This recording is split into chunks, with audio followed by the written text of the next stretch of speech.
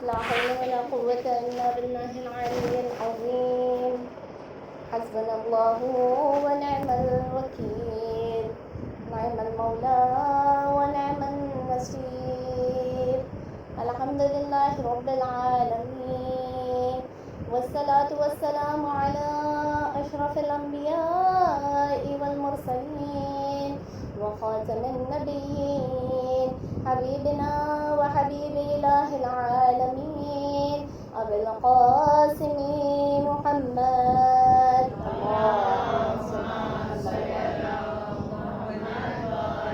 وعلى آله الطيبين الطاهرين المعصومين المظلومين الغرر الميامين، لا سيما بقية الله في الأراضين وحجته على الخلائق أجمعين، سيدنا ومولانا وصاحب نعمتنا وولي عصرنا مهدي هذه الأمة وطاووس أهل الجنة على حجة من الحسن العسكري فداه أرواح العالمين.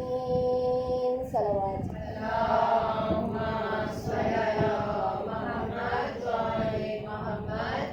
ولعنة الله على أعدائهم أجمعين من يوم عداوتهم إلى قيام يوم الدين.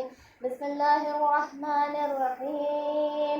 اللهم صل لوليك الحجة بن الحسن صلواتك عليه وعلى آبائه في هذه الساعة وفي كل ساعة وليا وحافظا وقائدا وناصرا ودليلا وعينا حتى تسكنه أرضك طوعا وتمتعه فيها طويلا.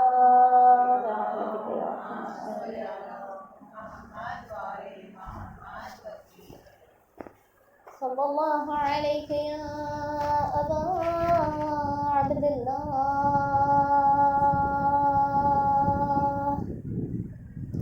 الحسين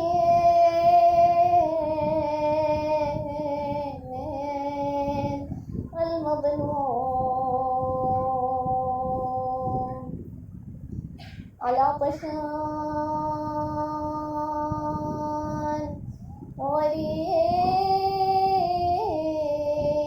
بكربلاء.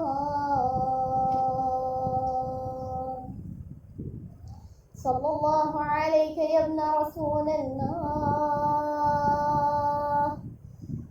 يا رحمة الله الواسعة، يا باب نجاة الأمة ورحمة الله وبركاته. اللهم صل على محمد وآل محمد وانجب فرجه.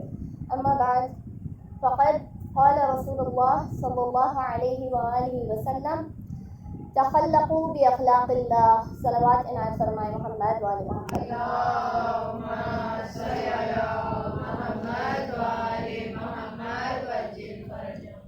عزیزان محترم، السلام علیکم ورحمۃ اللہ وبرکاتہ. رسول اکرم صلی اللہ علیہ وآلہ وسلم فرما رہے ہیں کہ تم اپنے اخلاق کو اللہ کے اخلاق کے مطابق ڈھال دو. عزیزان محترم، خداوند عالم کا اخلاق جب اس کی بات کی جاتی ہے تو اس سے مراد اس کی صفات ہوتی ہیں.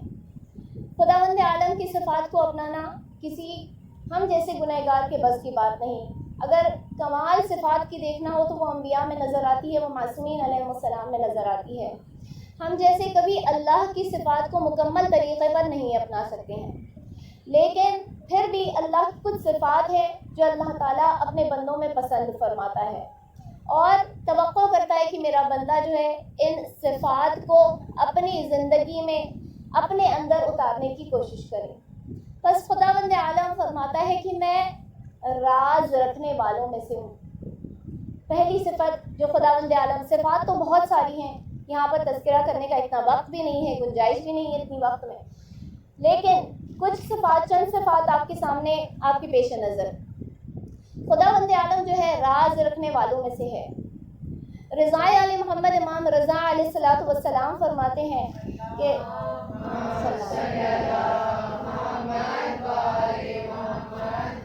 اللہ تعالیٰ کسی کو راز تب تک دیتا نہیں جب تک اس میں رازداری کی صفت کو نہیں پہچان لیتا کہ یہ شخص جو ہے اس کے قابل ہے کہ میں اسے راز عطا کر سکوں۔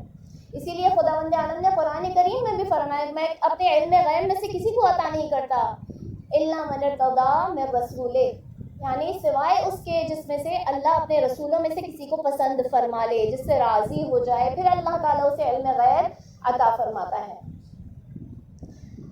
ایک شخص اگر کسی کے راز کو، خصوصاً کسی کے عیب کو اگر چھپاتا ہے تو خداوند عالم اس کے 70 عیوب پر پردہ ڈال دیتا ہے۔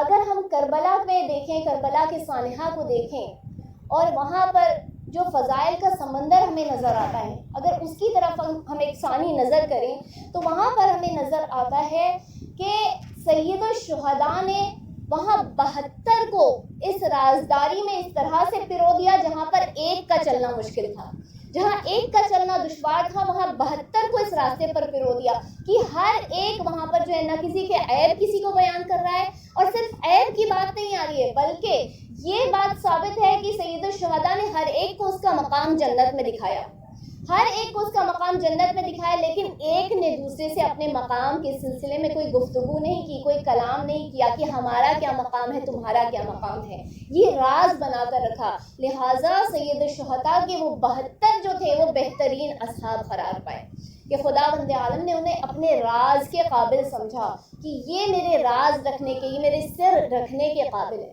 عزیزان محترم، جب ہم سے عیب چھپانے کو کہا جاتا ہے تو ہم سے یہ نہیں کہا جاتا کہ تم جو ہے کسی کے بارے میں جھوٹ نہ بولو، اس لیے کہ جھوٹ نہ بولنا، کسی کے بارے میں جھوٹ بولنا وہ تو بہتان میں شامل ہو جاتا ہے۔ ہم سے عیب چھپانے کو کہا جا رہا ہے، یعنی غیبت نہ کرو کسی کی، اس کے عیب کو اپنے اندر راز بنا کر رکھ لو۔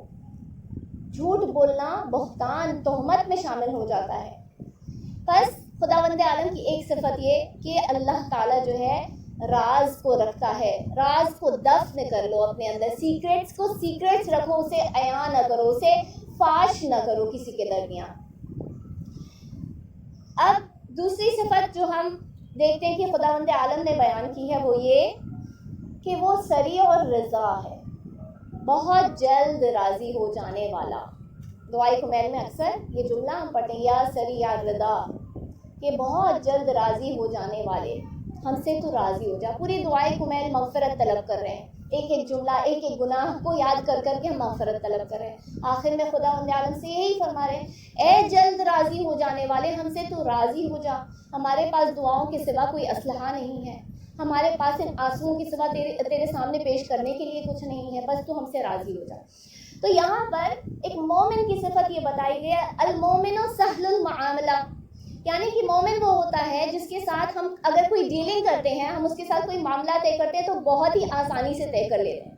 ایسا نہیں ہوتا کہ ایک مومنہ جو ہے کسی مومنہ سے جا کے کسی چیز کا سوال کرے اور پھر وہاں سے توبہ کرتے ہوئے نکل آئے، میں نے اس سے یہ بات کہی کیوں، میں نے اس سے یہ بتایا ہی کیوں، اگر نہیں کہتی تو اچھا ہوتا، اتنا سب کچھ، اس نے اتنے ڈیٹیلز، اتنی باریکی مجھ سے اتنا سخت کر دیا اس چیز کو، اتنا پیچیدہ بنا دیا اس چیز نے کہ وہ مومنہ اس سے توبہ کرتے ہوئے وہاں سے نکل رہی ہے کہ اب تو اس کے در پر میں کبھی جاؤں گی نہیں، اس کے ساتھ مجھے کوئی ڈیلنگ کرنی نہیں، اس کے ساتھ مجھے کوئی بات کرنی ہی نہیں ہے۔ اس طرح کا نہیں ہوتا ہے مومن۔ مومن وہ ہوتا ہے جو لوگوں کو پسند آنے لگے، لوگوں کے دلوں میں اس کی محبت پیدا ہونا شروع ہو جائے کہ یہ شخص ایسا ہے کہ اس سے جب بھی مدد طلب کرو، اس سے کوئی بھی سوال کرو تو فوراً اس پر راضی ہو جاتی ہے، اگر کچھ نہیں ہوتا تو کم از کم دعا کر دیتی ہیں حق میں۔ اس طرح کے ایک مومن کو ہونا چاہیے۔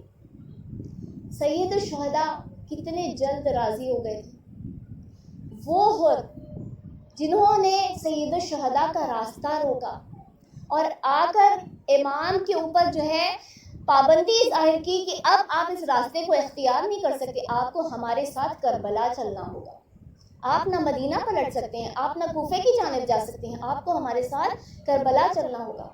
لیکن وہی ہر تھے کہ جب روز عاشور آئی ہے اور ایک مرتبہ ان کا ضمیر جاگا ہے تو پشت پیچھے اپنے ہاتھوں کو باندھے ہوئے اور اپنی آنکھوں پر پٹیاں باندھے ہوئے جب وہ آئے ہیں سید الشہداء کے حضور میں، تب اس وقت سید الشہداء نے کسے بھیجا ہے؟ اس شیر جیسے بھائی کو بھیجا ہے کہ اے عباس جاؤ، ہمارا مہمان آ رہا ہے، جاؤ اس کا استقبال کرو، جاؤ اسے ہمارے پاس لے کر آؤ۔ یہی حضرت عباس تھے کہ جب ایک مرتبہ ہر نے جب راستہ روکا تھا اور ان کے لشکر والے سارے پیاسے تھے، 1000 کا لشکر تھا، حضرت عباس نے اس وقت جو ہے سید الشہداء کی بارگاہ میں عرض کیا تھا، یا ابا عبداللہ، اے میرے آقا، اے میرے مولا، مجھے اجازت دیجیے، میں ابھی ان کا کام تمام کر دیتا ہوں، آپ ان کو پانی سے کیوں سیراب کر رہے ہیں اس وقت میں؟ گویا سید الشہداء جانتے تھے اس وقت میں کہ آج میں جن کو سیراب کر رہا ہوں، میں ان کو سیر کر رہا ہوں، کل یہی میرا قتل کر رہے ہوں گے، ان کو سیر اس لیے کر رہا ہوں کہ کل ہی میرا قتل کر سکیں۔ اسی حر جیسے شخص کو سید الشہداء کسے بھیج رہے ہیں؟ اسی شیر جیسے بھائی عباس کو بھیج رہے ہیں، اے عباس تم جاؤ، تم جا کر استقبال کرو کہ میں جلد راضی ہو جاتا ہوں۔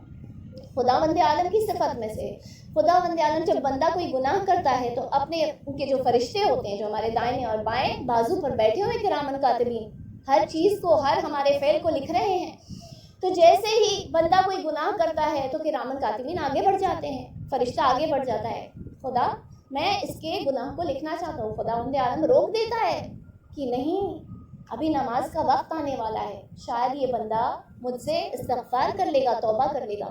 نماز کا وقت آتا ہے، بندہ استغفار نہیں کرتا، خداوند عالم پھر فرشتوں کو روکتا ہے کہ نہیں، ابھی وقت اور ہے، ابھی دوسری نماز کا وقت آنے والا ہے، حتیٰ کہ فجر سے لے کر عشاء کی نماز کا وقت آ جاتا ہے اور بندہ استغفار نہیں کرتا، توبہ نہیں کرتا۔ فرشتے کہتے ہیں اے پروردگار، دن گزر گیا، اس نے توبہ نہیں کی، اب ہم اس کے گناہ کو لکھ دیں۔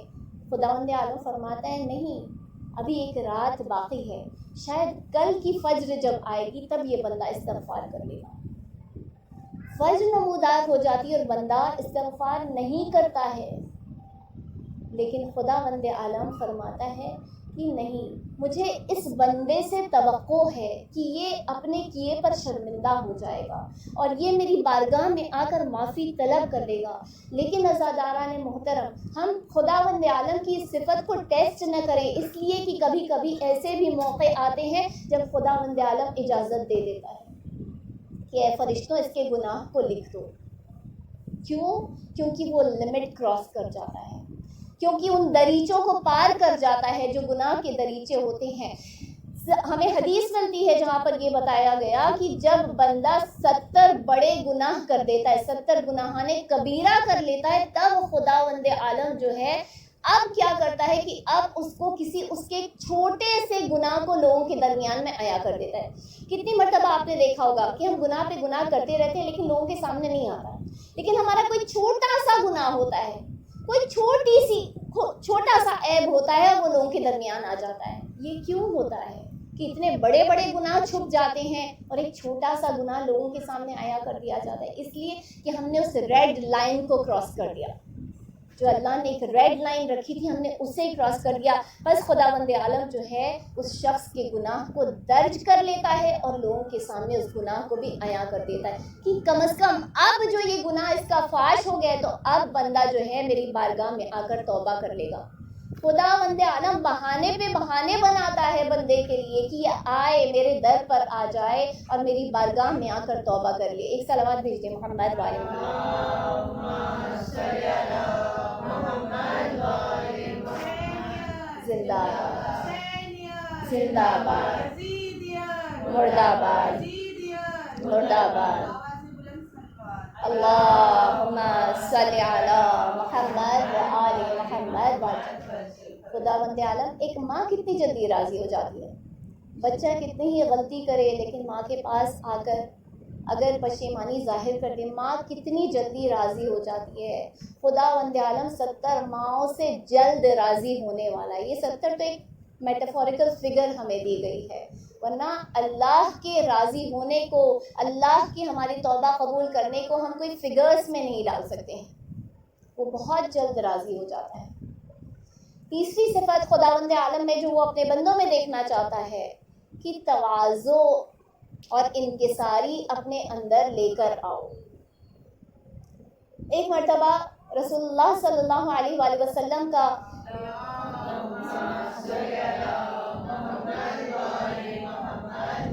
ایک جگہ سے گزر ہو رہا تھا جہاں پر کچھ غلام بیٹھے ہوئے کھانا نوش فرما رہے تھے.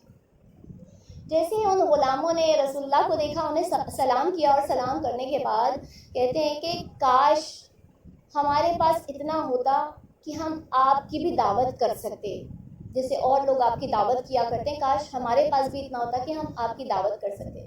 رسول اللہ فرماتے ہیں کیا چیز مانے آ رہی ہے میری دعوت کرنے میں؟ تو وہ کہتے ہیں کہ ہمارے پاس کوئی مکان نہیں ہے، کوئی گھر نہیں. تو رسول اللہ فرماتے ہیں کہ یہی دعوت کر لوں؟ غلام کہتے ہیں آپ ہماری دعوت کو قبول کریں گے؟ رسول فرماتے ہیں بے شک قبول کروں گا. وہ کہتے ہیں یا رسول اللہ کب تشریف لائیں گے؟ تو رسول فرماتے ہیں جب تم مجھے بلا لو، ابھی بلا لو. تو غلام کہتے ہیں یا رسول اللہ اس وقت ہمارے پاس صرف سوکھی روٹیاں ہیں، ہمارے پاس سالن تک نہیں ہے جس میں ان سوکھی روٹیوں کو ڈبو کر آپ کھا سکیں. رسول اللہ فرماتے ہیں کوئی بات نہیں، مجھے تمہاری دعوت قبول ہے.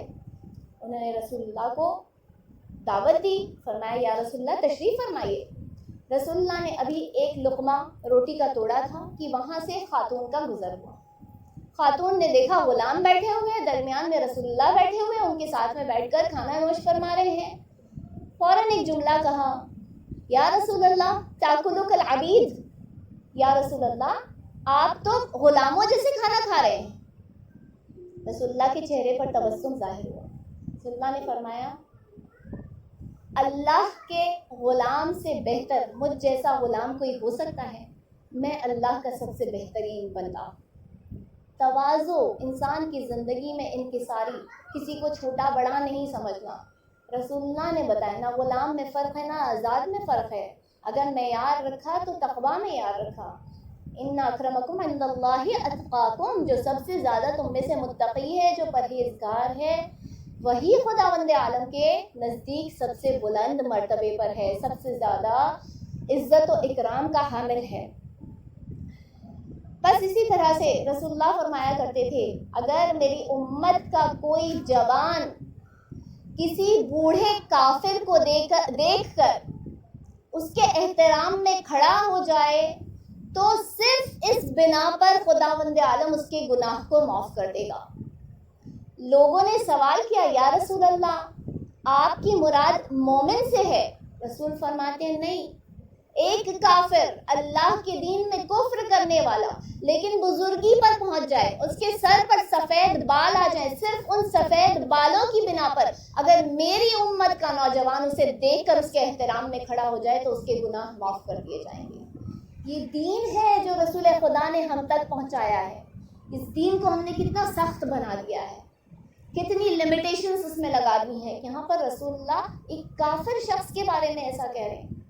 یہاں پر ہم جو ہے اپنے پڑوسیوں سے اچھا سلوک نہیں کرتے ہیں.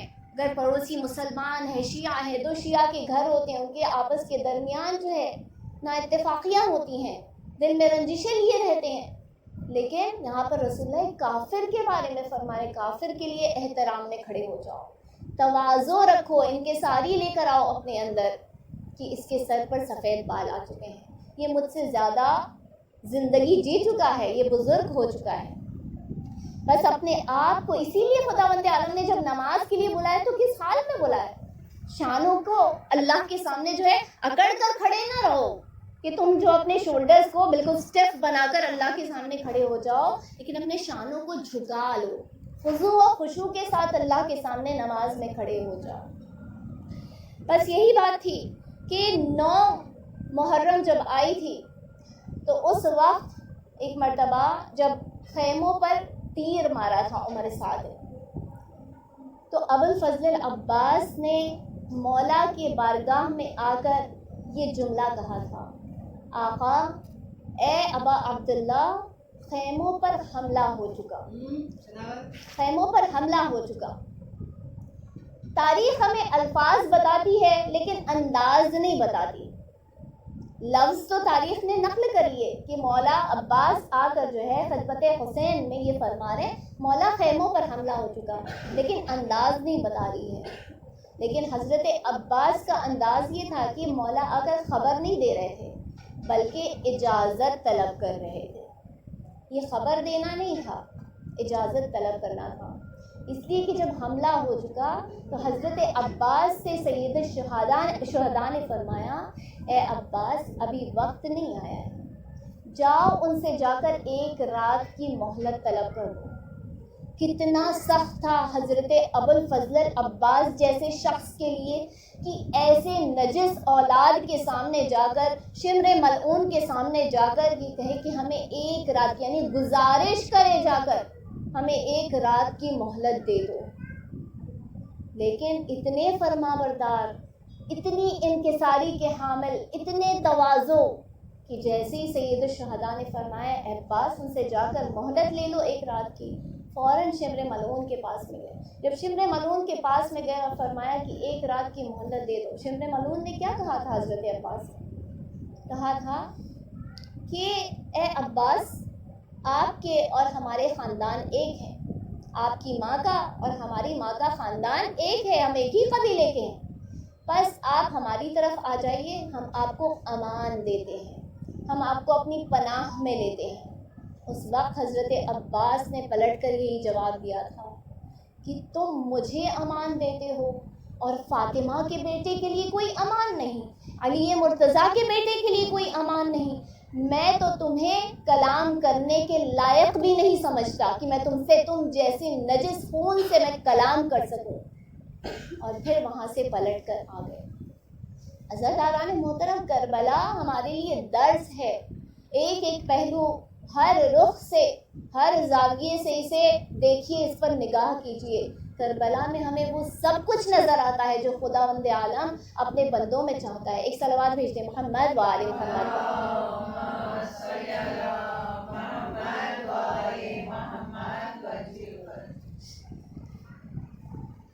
ایک مومن کے لیے تمام صفات کو اپنانا بہت زیادہ مشکل ہے، لیکن رسول اللہ نے فرمایا تھا کہ اگر ایک مومن کو آزمانا ہو تو اسے 3 جگہ پر آزمانا۔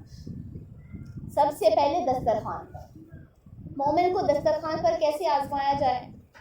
مومن کے لیے احادیث میں یہ بیان کیا گیا کہ جب تم دسترخوان پر بیٹھو تو اپنا ہاتھ پہلے آگے نہ بڑھاؤ، بلکہ تمہارے ساتھ جتنے دسترخوان پر بیٹھے ہوئے ہیں ان کو پہلے اس ڈش میں سے لے لینے دو، تاکہ ان کی پسند کی جو چیز ہو وہ لے لیں، اور کہیں ایسا نہ ہو کہ تمہارا ہاتھ اس لقمے کی جانب بڑھ جائے جس پر کسی اور کی نظر ہو۔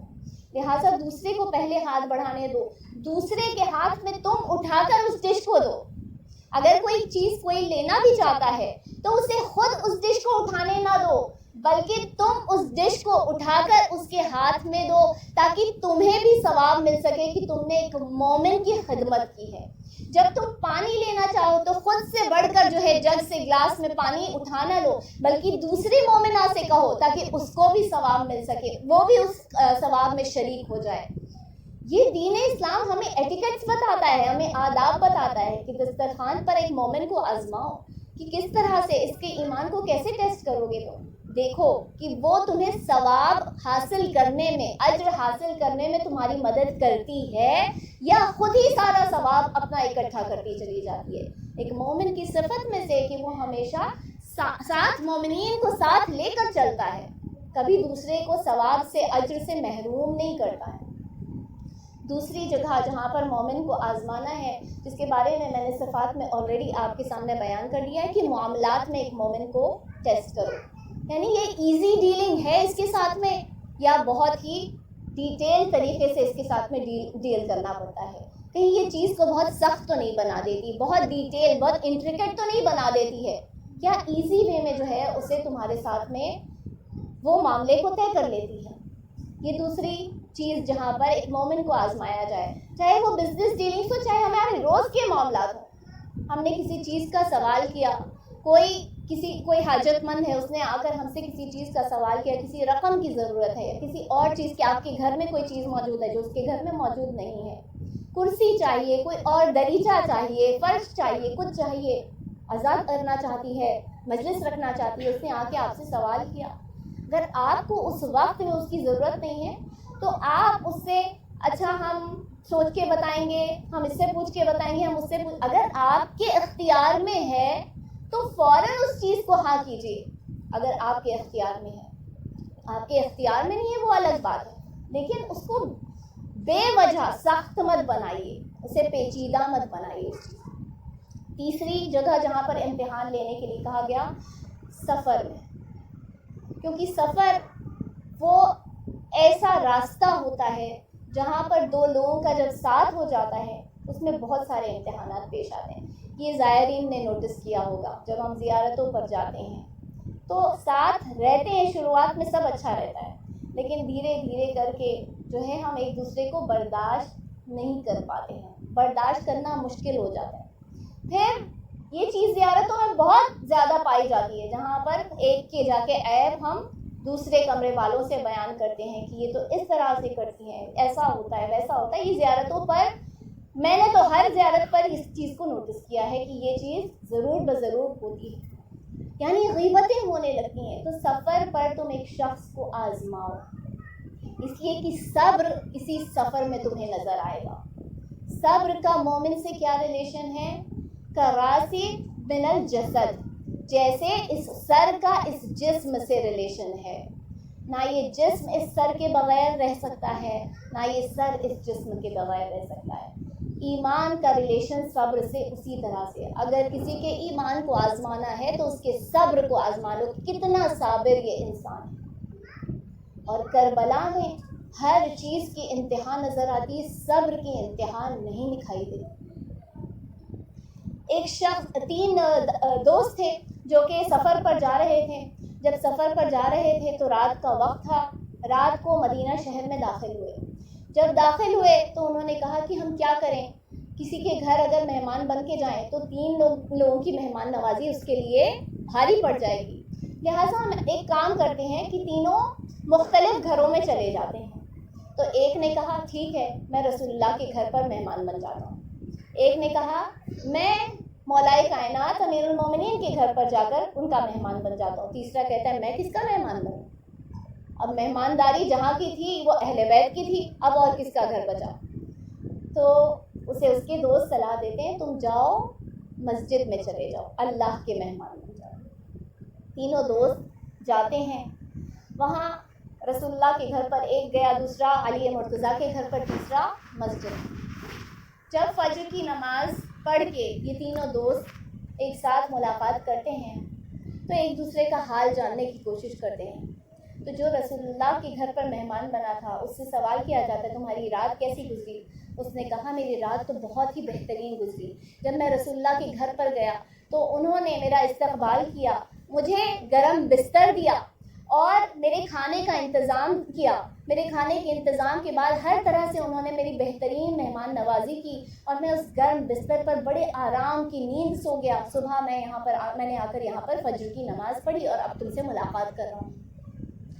دوسرے سے سوال کیا جو مولائے کائنات کے گھر کا مہمان تھا، وہ کہتا ہے بے عین ہی، بالکل جیسے رسول اللہ نے تمہاری خاطر کی ہے، تمہاری مہمان نوازی کی ہے، بس اسی طرح سے مولائے کائنات نے میری خاطرداری کی. جو تمہیں کھانے کو عطا ہوا وہی مجھے کھانے کو عطا ہوا، جو بستر تمہیں عطا ہوا وہی بستر مجھے عطا ہوا، بالکل ہو بہو اسی طریقے سے مولائے کائنات نے میری خاطرداری. پھر تیسرے شخص سے سوال کرتے ہیں تمہاری خاطر کیسے کی گئی، تمہاری مہمان نوازی کیسے ہوئی؟ تو وہ کہتا ہے مجھے تو نہ کھانے کو ملا نہ کوئی بستر ملا، ساری رات جو ہے بے آرامی میں گزرتی رہی، سکون نہیں آیا، اس لیے کہ بھوک لگی ہوئی تھی، بھوک کے بغیر نیند نہیں آ رہی تھی. جب نیند نہیں آ رہی تھی اتنا بالکل چین و سکون مجھے میسر نہیں ہو رہا تھا، تو میں نے یہ طے کیا کہ چلو رات بھر اگر جاگ ہی رہا ہوں تو عبادتوں میں گزار. میری تو کوئی مہمان نوازی نہیں، میری تو کوئی خاطرداری نہیں تھی، بس خداوند عالم کے کو جلال آیا اور اس نے اپنے حبیب پر وحی نازل کی، اے میرے حبیب اس شخص سے جا کر کہہ دو کہ مجھ سے زیادہ بہتر مہمان نواز ہو کون سکتا ہے، مجھ سے زیادہ خاطر کرنے والا ہو کون سکتا ہے، اس لیے کہ میں اے حبیب جب یہ لوگ آپ کے گھر پر گئے اور جب یہ علی مرتضیٰ کے گھر پر گئے تو انہوں نے کھانا کھایا اور انہوں نے رات بھر جو ہے سو کر گزار دی، بس انہیں فجر کی واجب نماز نصیب ہوئی، لیکن میرا بندہ جب میرے گھر پر آیا تو اسے بھوک لگی اور بھوک کے عالم میں وہ سو نہیں پایا، بس اس نے ساری رات عبادتوں میں گزاری، اس سے بہتر کیا ہو سکتا تھا کہ وہ رات کو قیام اللیل میں گزار دے اور صبح فجر کی نماز کے بعد ان سے ملاقات کر لے، تو مجھ سے بہتر مہمان نواز ہو کون سکتا ہے۔ صلوات پڑھتے محمد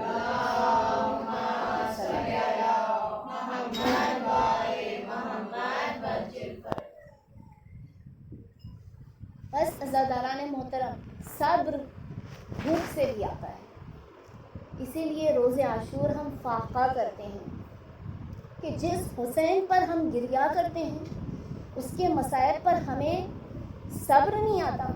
آج آپ دیکھیے کہ آج کتنی تیزی سے ہر ایک کے گھر میں ایک نہ ایک جنازہ اٹھ رہا ہے، کتنی تیزی سے لوگوں کے گھروں میں موتیں ہو رہی ہیں، انتقال ہو رہے ہیں، اور جس کے گھر میں جو کوئی کووڈ کی وبا میں مبتلا ہو کر اگر نعوذ باللہ خدا نخواستہ کوئی کووڈ کی وبا میں شکار ہو جائے اور اس میں اس کی رحلت ہو جائے تو ان کے گھر والوں پر کتنا سخت گزرتا ہے، کتنا گرا گزرتا ہے کہ ان کو غسل دینے کی اجازت نہیں ملتی، ان کے خاندان والوں کو شرکت کرنے کی اجازت نہیں ملتی، جو ان کے عزیز و اقربا ہیں جب انہیں دیکھنے بھی جائیں تو انہیں دور سے دیکھنے کی اجازت ہوتی، کوئی ان کے قریب نہیں جا سکتا، کوئی وہ تمام جو رسمیں ہوتی ہیں کہ جب کوئی شخص سکرات کے عالم میں ہو تو اس کے قریب جا کر تم قرآن کے سورے پڑھو، قرات کرو، دعائیں کرو اس کے قریب میں رہ کر تاکہ اس کی روح کو سکون مل جائے، وہ اس کے ساتھ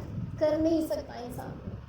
کووڈ کی وبا میں مبتلا ہونے والے شخص کے بعد بہت گرا گزرتا ہے ان کے خاندان پر، لیکن پھر بھی آپ دیکھیے ایک ہفتے کے اندر ان کو صبر آ جاتا ہے، جو یہ سوچ رہے ہوتے ہیں کہ ہمارا جو عزیز گزر گیا ہم اس کے اوپر صبر نہیں کر پا رہے، ہمیں صبر نہیں آ رہا، لیکن ایک ہفتہ کا گزرتا نہیں ہے انسان کو صبر عطا کر دیتا ہے پروردگار عالم، لیکن وہی اس حسین مظلوم جس کو صدیاں گزر گئی لیکن آج بھی انسان کو صبر نہیں آتا، بس پروردگار عالم نے روز عاشور جب انسان کے جذبات حاوی ہو جاتے ہیں اس پر، اس وقت خداوند عالم نے ہم سے فرمایا واقعے سے گزار تو تم کو صبر آ جائے گا۔ کربلا میں سید الشہداء کی پیاس کا امتحان تھا، کربلا میں ہر شخص کی اس چیز کا امتحان لیا گیا جو اس کی زندگی میں اس کو سب سے زیادہ محبوب تھی یا اس کی زندگی کی خاص صفت بن گئی تھی۔ سید الشہداء کو بہت پیاس لگتی تھی، جب شکم مادر میں تھے تو اس وقت بی بی اپنے بابا کے پاس رسول اللہ کی خدمت میں آ کر فرمایا کرتی تھی، بابا یہ کیسا بچہ ہے، میری شکم میں یہ بچہ فریاد کرتا ہے، انا عطشان، میں پیاسا ہوں، انا مظلوم، میں وہ ہوں جس پر ظلم ڈھایا جائے گا، انا غریب، بابا یہ میرا لال میرے شکم میں فریاد کرتا ہے۔ امام حسین کو بہت پیاس لگتی تھی اور کربلا میں اسی پیاس کا امتحان لیا گیا۔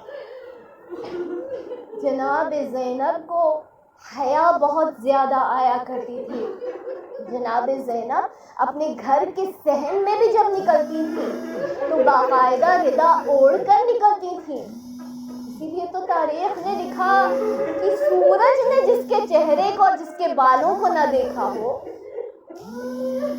اس کا امتحان اس کی اسی ردا سے کیا جا رہا تھا کہ بازاروں میں پھرائی جا رہی تھی، تشہیر کی جا رہی تھی، اور جناب زینب نے صبر کیا، دین اسلام کی خاطر امام سجاد کو غیرت بہت آتی تھی، بہت زیادہ غیرت دار تھے کہ امام حسین انہیں کبھی علی کہہ کر نہیں پکارا کرتے تھے، کبھی سجاد کہہ کر نہیں پکارا کرتے تھے، انہیں غیرت اللہ کہہ کر پکارا کرتے تھے۔ اور اسی سجاد کو بازار کوفہ اور شام میں، دربار کوفہ اور شام میں اپنی پھوپھیوں اور بہنوں کو بے ردا دیکھنا پڑا۔ داران محترم، یہی جناب زینب کبریٰ جب شام لائی گئی ہے، ایک مرتبہ ایک مجلس برپا تھی، آیت اللہ اس میں تشریف فرما تھے، ایک ذاکر جو ہے مصائب بیان کر رہے تھے۔ جیسے ہی شام کے دربار کے مصائب اس ذاکر نے بیان کرنا شروع کیے، ذاکر نے کہا جناب زینب کبریٰ کو شام کے یزید کے دربار میں داخل کیا گیا۔ آیت اللہ نے فوراً کہا بس یہی رک جاؤ، بس ٹھہر جاؤ، اور اس کے بعد گریہ کرنا شروع کیا۔ جب ایک مرتبہ گریہ ٹھہرا، اس کے بعد اس ذاکر نے دوبارہ اس جملے کا تکرار کیا، فوراً اس عالم نے کہا کہ بس ٹھہر جاؤ، دوبارہ گریہ کرنا شروع کیا۔ تیسری مرتبہ جب اس ذاکر نے دوبارہ اس جملے کو تکرار کیا، وہ آیت اللہ نے اتنا گریہ کیا کہ غش کھا کے گر پڑے۔ لوگوں نے ان کے اوپر پانی کی چھینٹیں دی، پانی کی چھینٹوں سے جب انہیں غش سے افاقہ ہوا تو ان سے سوال کیا گیا کہ اے عالم، آپ کیوں غش کھا کے گر پڑے؟ تو وہ کہتے ہیں کہ تمہارے ذہنوں کو کیا ہو گیا ہے، تمہارے دلوں کو کیا ہو گیا ہے؟ ابو طالب کی شریف پوتی ابو سفیان کے نجس پوتے کے دربار میں، شرابی کے دربار میں لے جائی جا رہی، اور تمہیں اس سے کوئی فرق نہیں پڑتا کہ جناب زینب علی کی بیٹی کو شرابی کے دربار میں داخل کیا جا رہا ہے۔ داران محترم، جناب زینب سے زیادہ مصائب کس نے جھیلے ہوں گے؟ اسے ام المصائب کا لقب دیا گیا۔ جب 40 کر کے کربلا سے اپنے بھائی کو خدا حافظ کر کے چلی ہے تو تاریخ بتاتی ہے جیسے جیسے مدینہ شہر قریب آتا جاتا، زینب کا دل دھڑکنا شروع ہو گیا۔ ارے میرے نانا کا وطن آ گیا، میری اماں کا وطن آ گیا، میں کیسے اس شہر میں داخل ہوں گی؟ جو بھائی اور بیٹے اپنے ساتھ لے گئی تھی انہیں کربلا میں کھو کر آ چکی زینب۔ جیسے ہی مدینہ شہر آیا، بیویاں اپنی سواریوں سے زمین پر وارد ہوئی۔ جب وارد ہوئی، مرتبہ محمد ابن حنفیہ آگے بڑھے، سید سجاد کو دیکھا۔ جیسے ہی محمد ابن حنفیہ نے سید سجاد کو دیکھا، بڑھ کر گلے لگا لیا۔ سید سجاد نے کہا چچا بڑے آرام سے، چچا آہستہ، اس بدن نے بیڑیوں کے بار کو، زنجیروں کے بار کو، توق کے بار کو برداشت کیا ہے چچا، چچا یہ بدن بڑا زخمی ہے چچا۔ جناب زینب نے سید سجاد سے کہا بیٹا مجھے نانا کی قبر پر لے چلو۔ جیسے ہی نانا کی قبر کے قریب آئے، قبر سے لپٹ کر فریاد کرنا شروع کیا، نانا میں آپ کے حسین کی سنانی لے کر آئی ہوں، نانا نانا میں کربلا میں آپ کے حسین کو کھو کر آئی ہوں، نانا نانا آپ کا حسین ذبح ہوتا رہا، میں دیکھتی رہی نانا۔ جب نانا سے فریاد کر چکے، ایک مرتبہ کہا بیٹا مجھے ذرا میری ماں کی قبر پر لے چلو۔ سید سجاد اپنی پھوپھی کو ماں کی قبر کے قریب لے کر آئے۔ جیسے جیسے ماں کی قبر قریب آتی، زینب کے دل کے دھڑکن بڑھتی جاتی۔ میں ماں سے کیا کہوں گی، ان کے لال کو چھوڑ کر میں کربلا میں آ گئی۔ مرتبہ جیسے ہی ماں کی قبر کو دیکھا، زینب نے اپنے آپ کو ماں کی قبر پر گرایا۔ اماں ہمیں بازاروں میں اور درباروں میں پھرایا گیا، اماں اماں ہمارے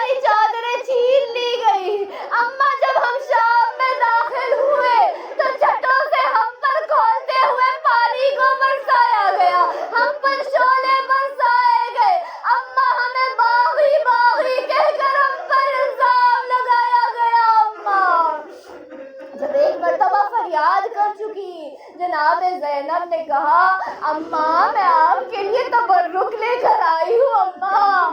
ایک مرتبہ ایک پیوند بڑا جھولا کھولا, اس میں سے خوب بھرا کرتا نکالا, اماں کی قبر پر رکھا, قبر کو زلزلہ آیا.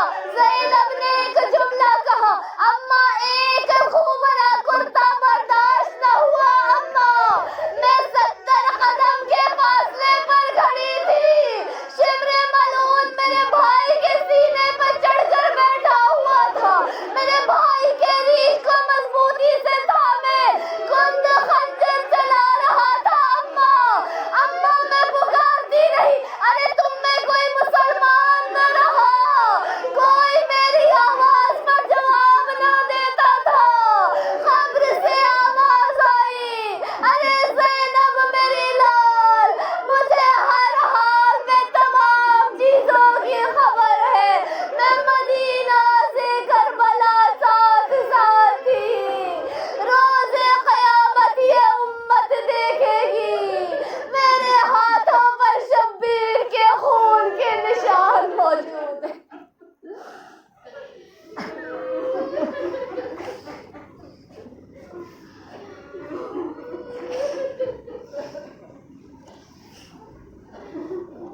الا لعنۃ اللہ علی القوم الظالمین وسيعلم الذین ظلموا أي منقلب ينقلبون. بار الہ تجھے تیرے پاک اور قدوس ناموں کا واسطہ, پروردگار تجھے تیرے اسم اعظم کا واسطہ, تیرے خاص نام اللہ کا واسطہ.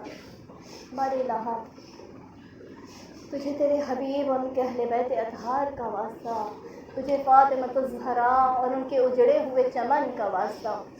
اپنی آخری حجت کے ظہور میں تعجیل فرما تاکہ وہ آ کر تمام مظلومین خصوصاً اپنے جد اور جدہ کے ناحق بہائے گئے خون کا انتقام لے سکیں. غیبت کے دور میں تمام ہم و غم و آلام کو وقت کے امام سے درگزر فرما.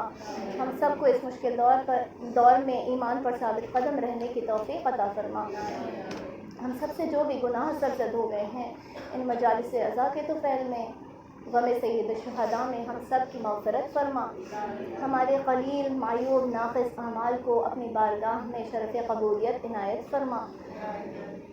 اس کووڈ کی وبا کو ہمارے درمیان سے دفع فرما کے پروردگار ہم پر جو تمام راستے بند ہو چکے ہیں حج اور زیارت معصومین کے ان تمام بند راستوں کو کھول دے. ہم سب کو زیارت سید الشہداء پر جانے کی توفیق عطا فرما. وقت کے امام کے چہرے اقدس کی زیارت نصیب فرما. ہم سب کو ان کی کنیزوں میں, ان کے چاہنے والوں میں, حتیٰ کہ ان کے شیعوں میں جگہ عطا فرما. ہم سب کو ان کے ظہور کا زمانہ دیکھنا نصیب فرما. بار الہ آج مومنین اور مومنات رزق کے لیے بہت زیادہ پریشان حال ہیں. پروردگار ہر مومن اور مومنہ کو حلال وسیع اور طیب رزق عطا فرما. اس دنیا اور آخرت میں نمایاں کامیابی اور کامرانی عطا فرما. پروردگار تجھے سیدہ سکینہ کی یتیمی کا واسطہ ہم سب کے والدین کے سائے کو ہم پر بنائے رکھنا, ان کی عمریں دراز فرما, انہیں صحت بخشنا. پروردگار سید سجاد کے طفیل میں جو بھی بیمار اور مریض ہیں انہیں شفائے کاملہ عاجلہ عنایت فرما. ربنا تقبل منا انک انت السمیع العلیم. اللہم صل علی محمد وآل محمد وعجل فرج. سورہ فاتحہ آواز بلند. بسم اللہ الرحمن الرحیم. الحمد للہ رب العالمین الرحمن الرحیم مالک یوم الدین نعبد وإياك نستعين اهدنا الصراط المستقيم صراط الذين أنعمت عليهم غير المغضوب عليهم ولا الضالين. بسم الله الرحمن الرحيم.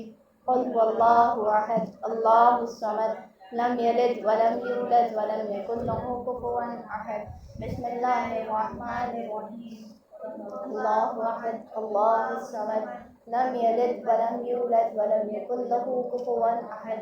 بسم الله الرحمن الرحيم. قل هو الله أحد الله الصمد لم يلد ولم يولد ولم يكن له كفوا أحد. إن الله وملائكته يصلون على النبي يا أيها الذين آمنوا صلوا عليه وسلموا تسليما. اللهم صل على محمد وآل محمد وعجل فرجهم. سبحان ربك رب العزة عما يصفون، سلام على المرسلين والحمد لله رب العالمين، برحمتك يا أرحم الراحمين. اللهم صل على محمد وآل محمد وعجل فرجهم. بار الہی سوروں کو بارہ امام شہادہ معصومین علیہم السلام، تمام شہداء اسلام خصوصاً سید الشہداء کو، تمام شہداء کربلا، اسیران کربلا، یتیمان کربلا،